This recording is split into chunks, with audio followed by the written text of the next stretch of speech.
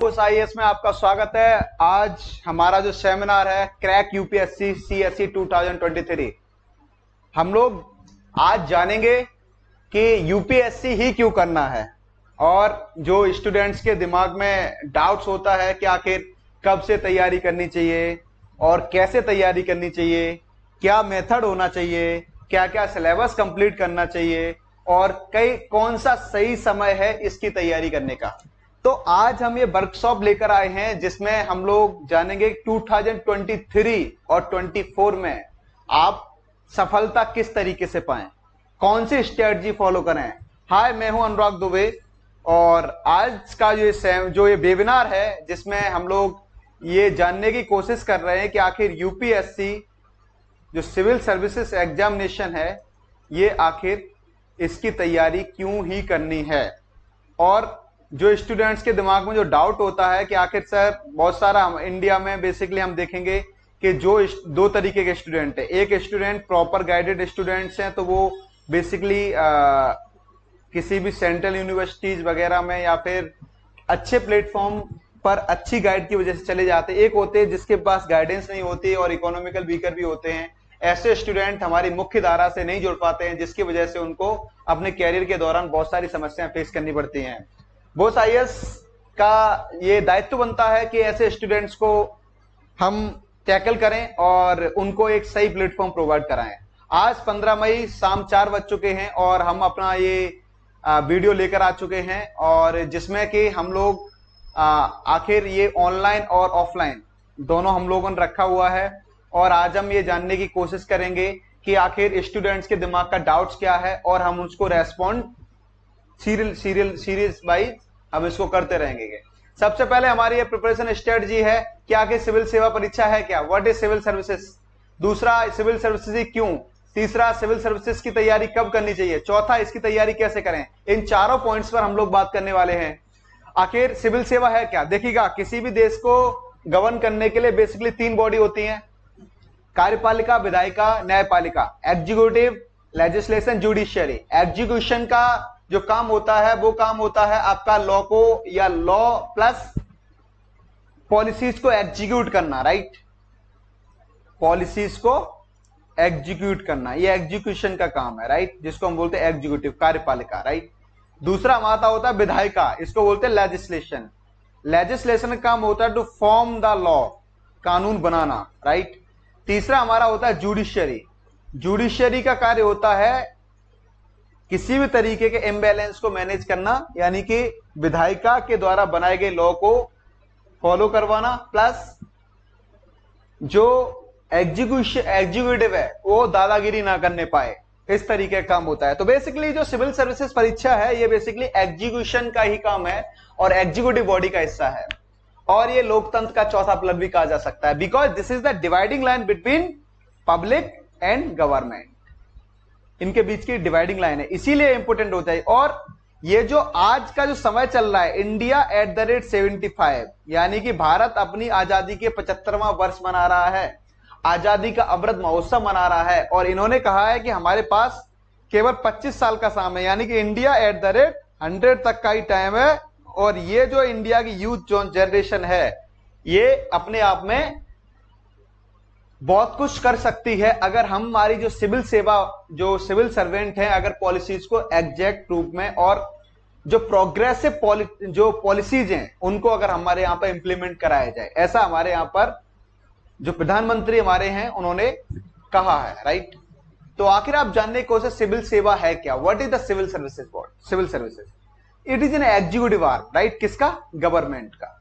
अब गवर्नमेंट का executive arm क्यों है, क्योंकि ये क्या कर रहा है, ये सबसे पहले आपको पॉलिसी बना रहा है और उसके बाद पॉलिसीज बनाने के बाद गवर्नमेंट से पास कराने के पॉलिसी एग्जीक्यूट भी कर रहा है, राइट।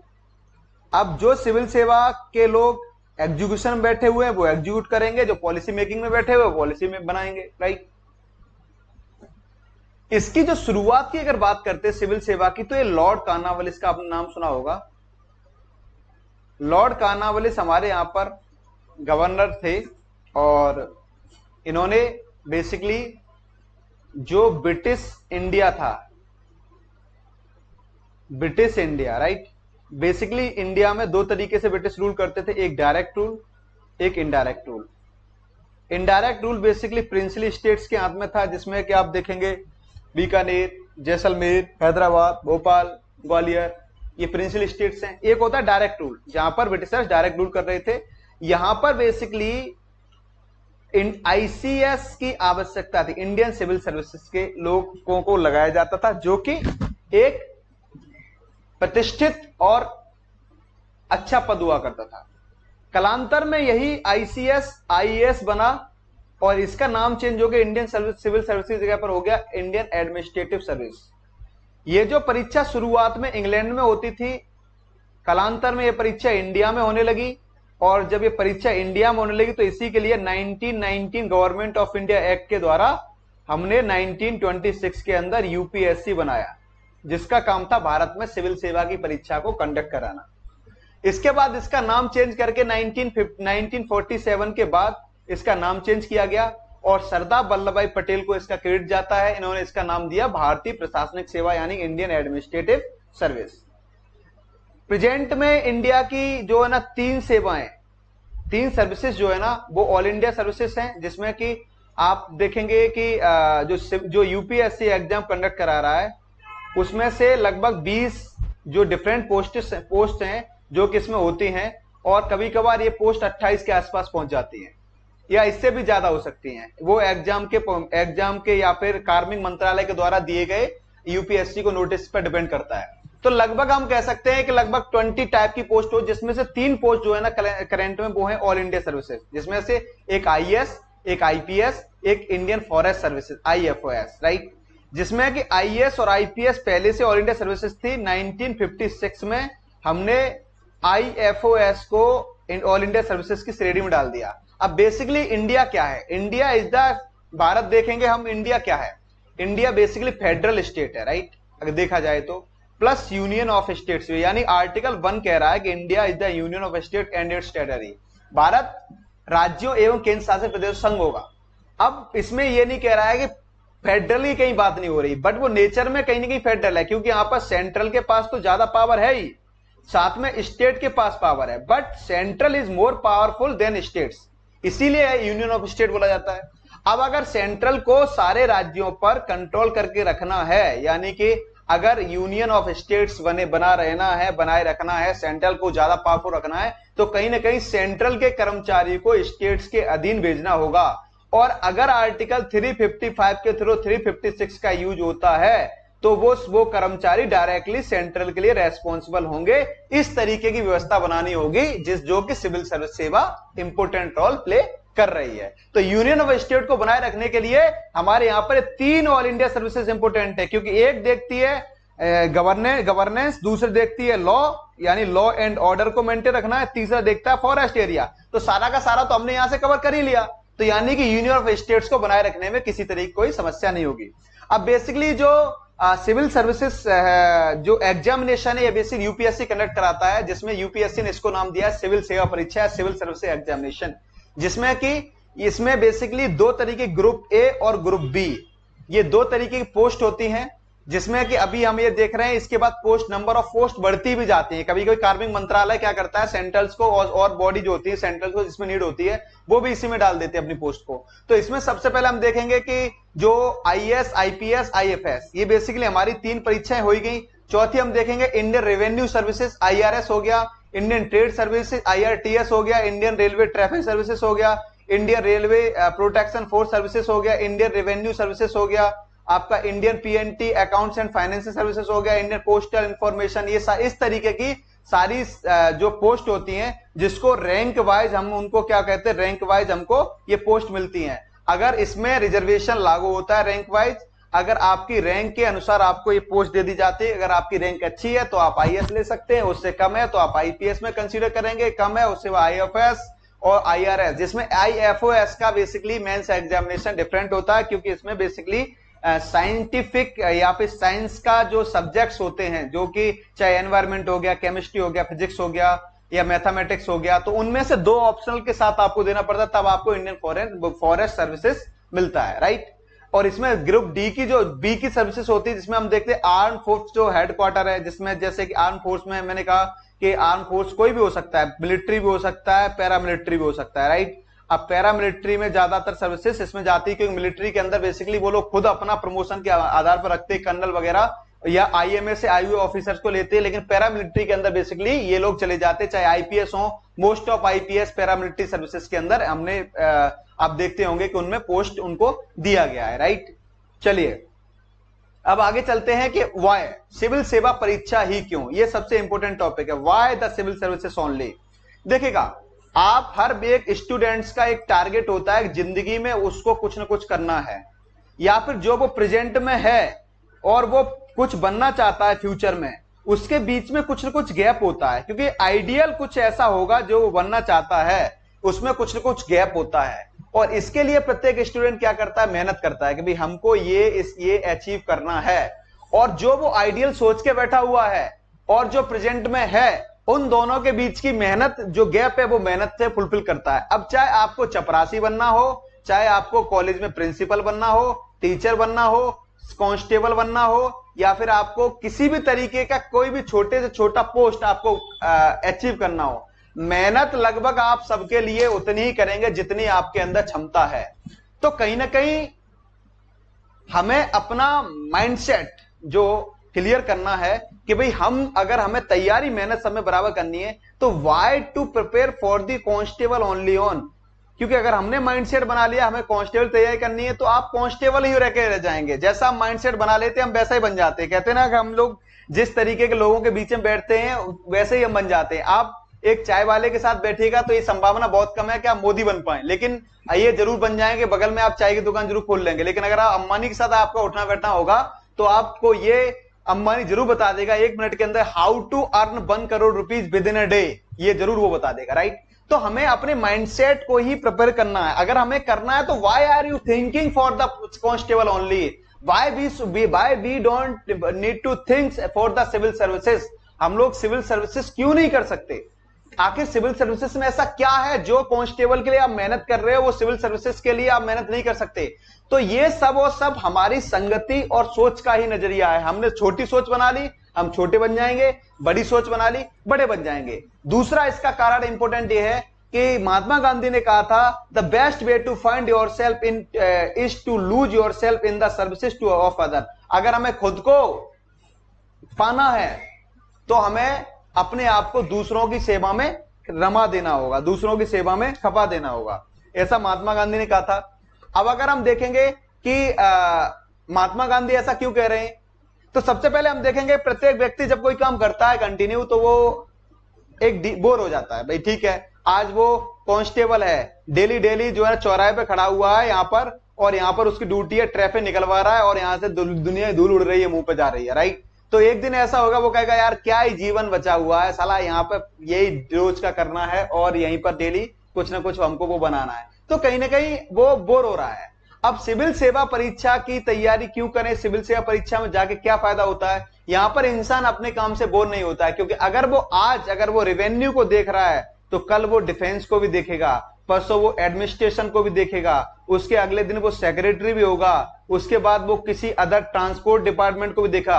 यानी कि वो एक साथ अपने जीवन में लगभग सारे डिपार्टमेंट्स में काम कर लेता है, जिसकी वजह से उसको जीवन में इंटरेस्ट जो होता है वो इंटरेस्ट कंटिन्यू बना रहता है। और वो इंटरेस्ट कंटिन्यू इसलिए बना रहता है क्योंकि वो उसका एक दिन में एक ही डिपार्टमेंट है, पूरी जिंदगी उसको नहीं रवानी है। और अगर एक सिविल सर्वेंट अगर चाहे तो अपनी सर्विसेज को एंजॉय भी कर सकता है, केवल बोर नहीं, इट्स एंजॉयमेंट के साथ भी काम कर सकता है, क्योंकि इसके अंदर आपके पास इतनी अपॉर्चुनिटी है कि कोई भी डिपार्टमेंट ऐसा नहीं जहां पर आप नहीं जा सकते, because you are administrative services, you are in all India services. आप स्टेट के अंदर प्रोविंशियल सर्विसेज के लोगों को डील कर सकते हैं, उनको अच्छा बना सकते हैं। आप कार्मिक मंत्रालय के तहत आप ऑफिस पे रह सकते हैं, आप सचिवालय में रह सकते हैं, आप मतलब जितने भी डिपार्टमेंट, आप जितने मंत्रालय के जितने विभाग होते हैं, आप सब में आप एलिजिबल हैं। तो आप अपने वर्क को क्या कर सकते हैं, एंजॉय कर सकते हैं। अब सबसे इंपॉर्टेंट टॉपिक है इसकी तैयारी कब की जाए, when to start this preparation, right. तो अब ये सबसे इंपॉर्टेंट टॉपिक इसीलिए है क्योंकि हमारे बेसिकली जो स्टूडेंट्स हैं, अब मैं ये नहीं कह रहा कि जो स्टूडेंट्स अच्छे जिनके माता पिता सिविल सर्वेंट है उनको तो अच्छी गाइडेंस मिल ही जाती है। ऐसे स्टूडेंट जो जिनका एजुकेशन से कहीं लेना देना नहीं है और वो उनकी संगति ऐसी लोग हैं जहां तक कहते हैं कि भाई तुम बस दौड़ लगाओ और पुलिस बन जाओ, पुलिस की तैयारी कर लो, राइट। या फिर जिनके पास कोई गाइडेंस नहीं है कि हमको आखिर करना क्या है और वो दूसरों की बताई हुई भेड़ चाल में उलझे हुए हैं और समाज द्वारा बनाई गई भेड़ चाल में कंटिन्यू वो उलझे हुए हैं। ऐसे स्टूडेंट्स के लिए ये जो वर्कशॉप है ऐसे स्टूडेंट्स के लिए बनाया गया है। तो बेसिकली हम देखते हैं कि मिनिमम रिक्वायर्ड जो एज है सिविल सर्विसेज के लिए वो 21 साल। अब 21 साल का जो स्टूडेंट है वो सिविल सेवा की परीक्षा दे सकता है और उसको क्वालिफाई कर सकता है। और क्वालिफिकेशन में कुछ नहीं है, he should be the graduate from any recognised university of India. Bharat की किसी भी रिकॉग्नाइज्ड यूनिवर्सिटी से वो ग्रेजुएट होना चाहिए, इतना केवल क्वालिफिकेशन है, बाकी और कोई भी क्वालिफिकेशन नहीं है। अब इसमें करना क्या होता है हमको, बेसिकली यूपीएससी जो है सिविल सर्विसेज एग्जामिनेशन जो है वो 3 फेज में होता है, प्रीलिम्स, मेंस और इंटरव्यू। प्रीलिम्स के अंदर हम देखते हैं कि जो सिलेबस है हमारा वो प्रीलिम्स के अंदर 2 पेपर है, पहला है जीएस का, दूसरा हमारा सी सेट का, राइट, जिसको बोलते हैं सिविल सर्विसेज एप्टीट्यूड टेस्ट। और जीएस होता है जनरल स्टडीज। जीएस के अंदर जो बेसिकली जो सब्जेक्ट्स हैं उनमें उसमें हम देखते हैं इंडियन पॉलिटी जो कि सबसे बड़ी मात्रा में आती है, दूसरा उसमें आएगा इंडियन इकोनॉमी, इन दोनों का वेटेज बराबर है, तीसरा हिस्ट्री, इंडियन हिस्ट्री यानी हिस्ट्री, वर्ल्ड की हिस्ट्री मेंस में आएगी, यहां पर इंडियन हिस्ट्री हो गया, राइट। चौथा आपका हो गया साइंस एंड टेक्नोलॉजी, पांचवा आपका हो गया एनवायरमेंट इकोलॉजी, छठवां हो गया ज्योग्राफी और सातवां हो गया आर्ट एंड कल्चर, राइट। ये हमारे प्रीलिम्स के बेसिकली सिलेबस हैं या सब्जेक्ट्स हैं जिनमें से हमको ये सारे सब्जेक्ट्स पढ़ने होते हैं और ये सबके लिए कॉमन सिलेबस है। डजंट मैटर आप किसी भी स्ट्रीम से आपने ग्रेजुएशन किया है, बट सिलेबस आपको कॉमन ये मिलेगा। तो इसमें क्या है कि आपको बेसिकली 50% से या 45 से 50% तक कट ऑफ को क्वालिफाई करना होता है मेंस में जाने के लिए। और ये सब्जेक्ट्स में से अगर आप बेसिकली 45 से 50 क्वेश्चन अगर आप करते हैं तो आप कट ऑफ क्वालिफाई कर जाएंगे। तो हमको जो टारगेट बनाना होता है कि हमको 60 क्वेश्चन करने हैं एग्जाम्स के अंदर, क्योंकि कोई भी कितना भी होशियार हो, कितना भी ब्रिलियंट क्यों ना हो, बट वो स्टूडेंट 100 के 100 एग्जाम, 100 के 100 मार्क्स को या 100 के 100 क्वेश्चन को नहीं कर सकता, कितना ही ब्रिलियंट हो, कोई भी हो, पेपर बनाने वाला भी नहीं कर सकता। इसलिए हमको टारगेट करना होता है that is 60% of the question कि हमारे यहाँ पर एक्यूरेसी के साथ हम लोग करें और हम केवल यहाँ पर प्रीलिम्स क्वालिफाई हमको करना है। उसके बाद हम मेंस में जाएंगे तो मेंस के अंदर बेसिकली 9 एग्जामिनेशन होंगे, 9 में से जीएस के 4 होंगे, GS1, GS2, GS3, GS4, जिसमें के अंदर GS1 के अंदर जो होता है वो होता है Indian history, Indian history, geography, world history और इंडियन सोसाइटी। GS2 के अंदर आपका होता है Indian polity, international relation and internal security.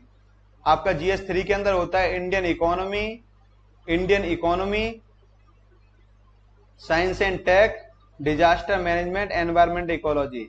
GS4 के अंदर होता है एथिक्स, राइट, एथिक्स, नीति शास्त्र। उसके बाद आपके आते 2 ऑप्शनल, 2 ऑप्शनल में से आप कोई भी ऑप्शन ले सकते हो। ऑप्शनल, एक ऑप्शनल का पेपर 1, उसी ऑप्शनल का पेपर 2, यानी एक ऑप्शनल के 2 पेपर होते हैं। उसके बाद हमारा आता है क्वालिफाइंग पेपर, जिसमें कि हमारा होता है इसके बाद हमारे आते हैं एसए का पेपर होता है जो कि 250 मार्क्स का होता है, जिसमें 4 फील्ड से ऐसे आता है, फिजिकल, एनवायरमेंटल, सोशल और इकोनॉमिकल।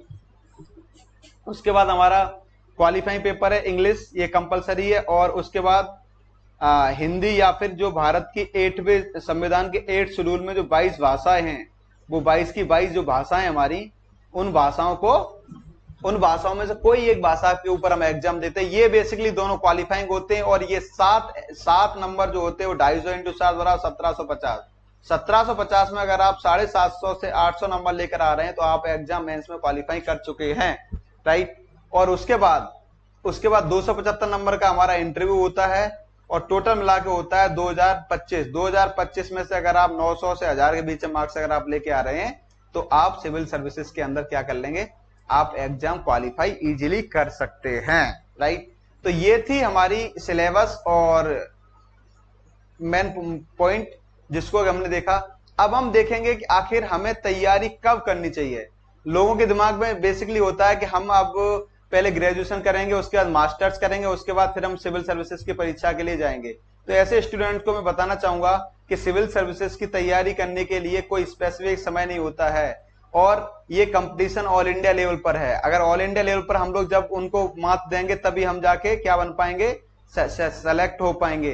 तो उनके सेलेक्ट करने देने के लिए हमें उनके लेवल को उनको पछाड़ना है, ये क्योंकि इसके अंदर कंपटीशन जो है ना बहुत बड़ा है और इसमें नंबर ऑफ सीट्स बहुत कम है। तो इस आधार पर हम लोग क्या करते हैं कि जो तैयारी का जो स्टैंडर्ड होता है उसको हमें सुधारना होगा। और तैयारी का स्टैंडर्ड हम कब सुधार पाएंगे, जब हम तैयारी अपने समय रहते स्टार्ट कर देंगे। तो हमें ग्रेजुएशन के बाद, आपने कहा कि भाई ग्रेजुएशन के बाद तैयारी करेंगे, तो मान लीजिएगा आपने ग्रेजुएशन के बाद आपने तैयारी करना स्टार्ट की और आपके पास समय जो है ना वो कितना है, 1 साल। तो 1 साल के अंदर आपको सारी चीजें पढ़नी है। 1 साल के अंदर आपको स्टैंडर्ड सिलेबस भी देखना है, 1 साल के अंदर आपको फाउंडेशन भी अपना मजबूत बनाना है, 1 साल के अंदर आपको आंसर राइटिंग भी मजबूत बनानी है और 1 साल के अंदर आपको क्या करना है, आंसर राइटिंग के साथ साथ 1 साल के अंदर आपको प्रीलिम्स के टेस्ट सीरीज भी देनी है, प्रीलिम्स एंड मेंस की टेस्ट सीरीज भी लगानी है, राइट। और 1 साल के अंदर आपको करंट अफेयर्स भी तैयार करनी है। इतना सारा जो डाटा होता है वो 1 साल के अंदर नो डाउट स्टूडेंट कर तो लेगा, बट वो क्वालिटी शायद जो 2 से 3 साल में आएगी वो शायद 1 साल में नहीं आ पाएगी। इसीलिए बोस आईएएस वाराणसी में एक प्रोग्राम लेकर आया है जिसको नाम दिया है आपका graduation plus IAS programme.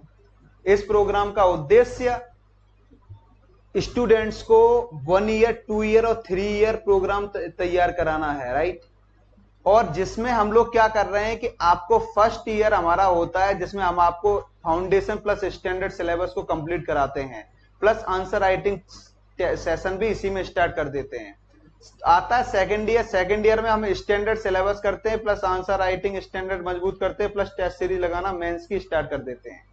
Third year में स्टूडेंट आएगा तो उसको टेस्ट सीरीज, मेंस, प्रीलिम्स की test series plus standard syllabus ही देखना है और उसका जो लेवल होगा 3 साल का एक्सपीरियंस के साथ वो एक स्तर का होगा, राइट। इससे उस जो स्टूडेंट 3 साल या 2 साल की तैयारी करने के बाद जब एग्जाम देगा तो उसको सफलता मिलने की बहुत ज्यादा संभावना होगी, क्योंकि जो स्टूडेंट्स तैयारी कर रहे हैं शुरुआत से उनके पास 2 साल का 3 साल का अनुभव होगा, तो अनुभव को अपना जो फायदा उठाते हुए वो सफलता प्राप्त कर लेगा।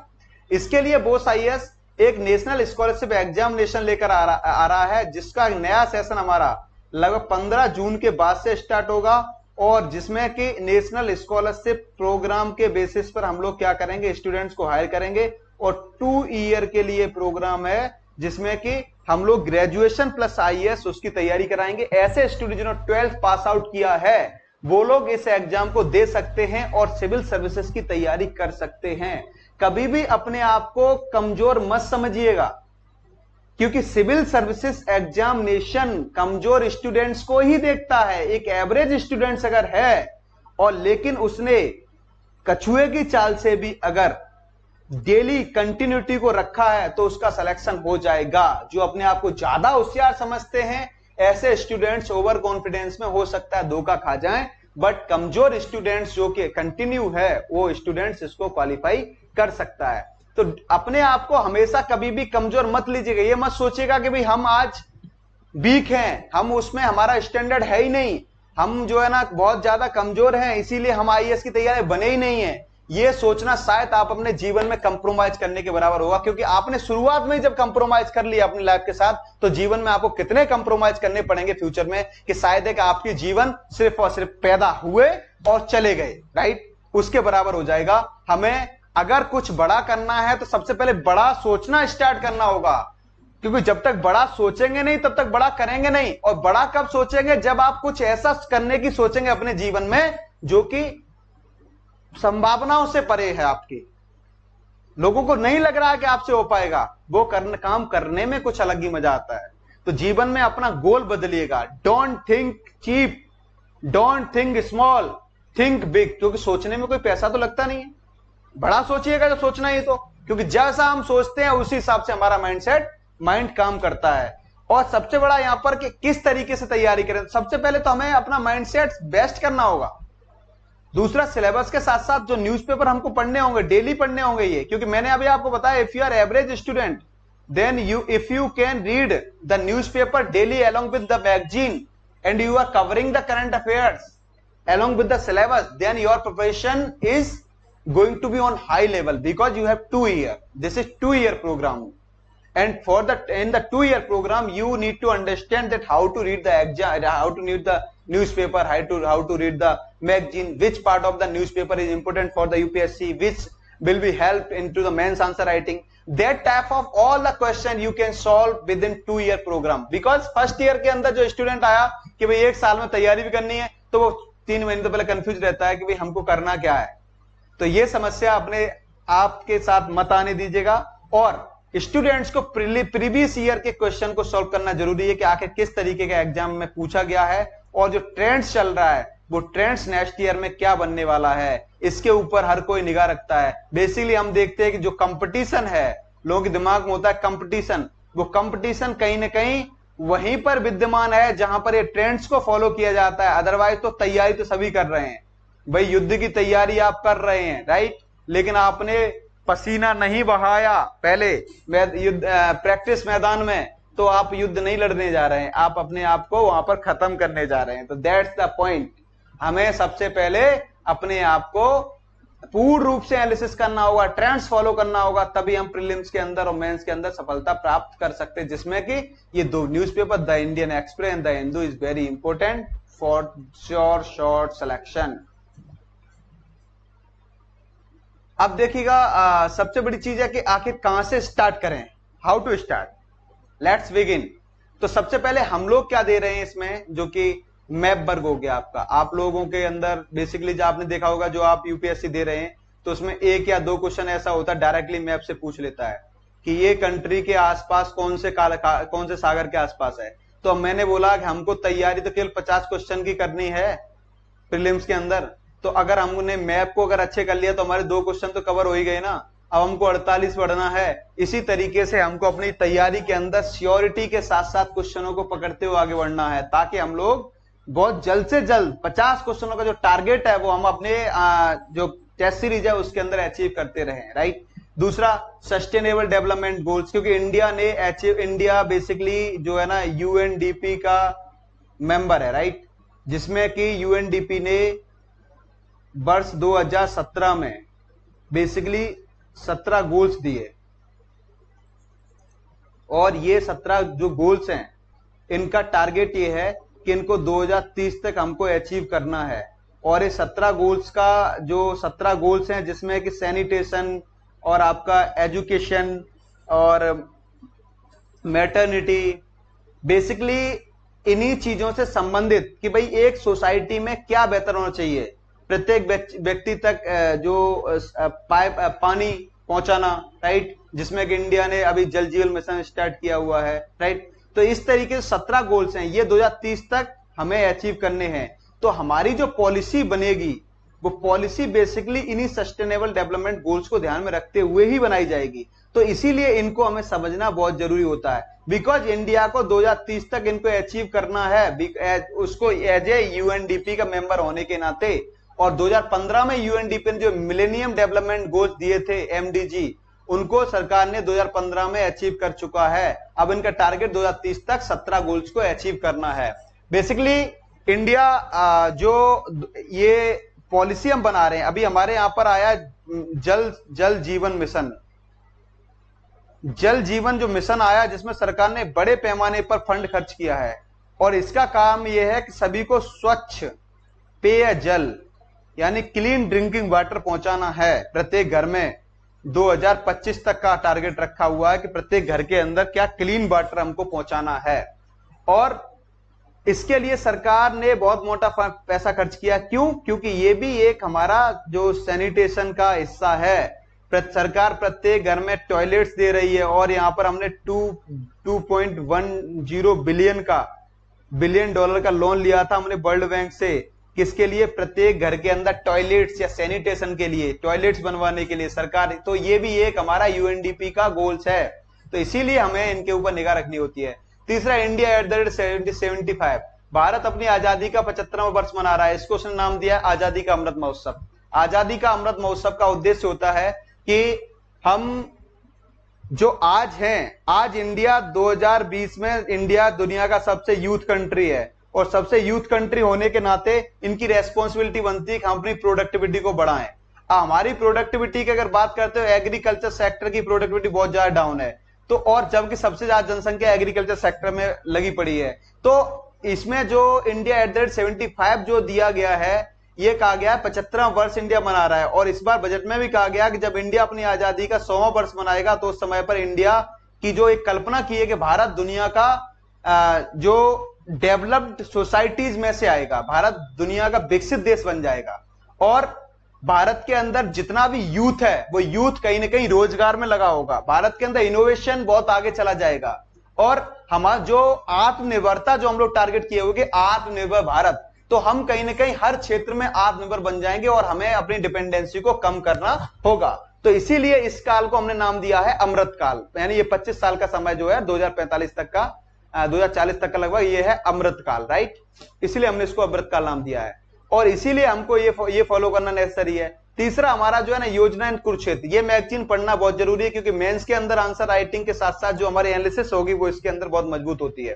तो हम लोग यहां से क्या करेंगे, ये हमको फॉलो करना नेसेसरी है। यहां से हम लोग अपनी स्टार्ट कर देना चाहिए, स्टार्ट करना हमको चाहिए।